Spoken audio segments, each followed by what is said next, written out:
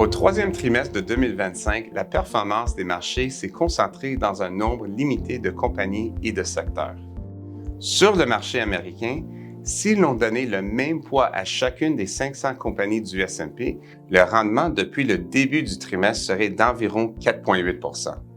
En réalité, le S&P 500, pondéré par la capitalisation, est en hausse de 8,1 %.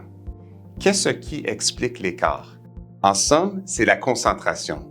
3 compagnies, NVIDIA, Apple et Google, à elles seules ont contribué à près de 50 % de la performance de l'indice du troisième trimestre.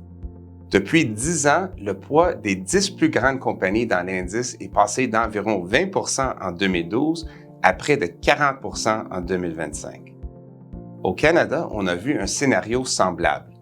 Les minières, à elles seules, ont expliqué près de 40 % des gains du trimestre et les grandes banques environ 30 %, laissant une bonne partie du marché à la traîne, y compris plusieurs compagnies de qualité avec des solides fondamentaux tels que Couche-Tard et Dollarama.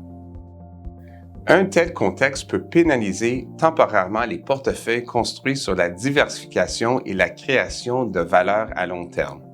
C'est un résultat qui reflète par conception notre philosophie d'investissement. Investir dans des entreprises stables qui font croître leurs bénéfices au fil du temps et maintenir une diversification à travers un large éventail de modèles d'affaires et de secteurs, plutôt que de concentrer le portefeuille dans quelques titres ou de thèmes seulement. Cette même philosophie de diversification a atténué l'impact des fortes baisses observées plus tôt en avril autour des nouvelles positions de tarifs. Passons aux titres à revenus fixes. Avec la modération de l'inflation et la baisse des taux d'intérêt par les banques centrales, les perspectives pour les obligations s'améliorent. La baisse des taux est positive pour les obligations puisque quand les taux diminuent, les prix des obligations montent. Mais les taux ne représentent qu'une partie de l'équation. Le risque de crédit ou le rendement supplémentaire que les investisseurs obtiennent pour avoir pris une dette haute que celle du gouvernement demeure près de leur creux historique. Dans ce contexte, nous privilégions la préservation du capital en limitant l'exposition à la dette d'entreprises de moindre qualité, cherchant plutôt des opportunités de revenus intéressantes dans les obligations à notation élevée. En se tournant vers le dernier trimestre de l'année et vers 2026, nous voyons plusieurs raisons d'être prudemment optimistes. L'incertitude liée aux politiques et au commerce s'est atténuée par rapport au début de l'année. Les banques centrales adoptent une posture plus accommodante et la croissance des bénéfices corporatifs reste solide. En même temps, nous suivons de près certains facteurs qui pourraient accroître la volatilité dans les mois à venir.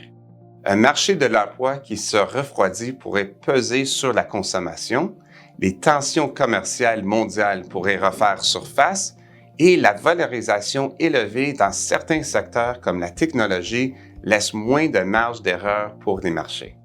Bien que la volatilité des marchés fasse partie intégrante de l'investissement, la combinaison d'une croissance soutenue des bénéfices et d'une politique monétaire plus favorable crée un contexte constructif pour des portefeuilles diversifiés de haute qualité.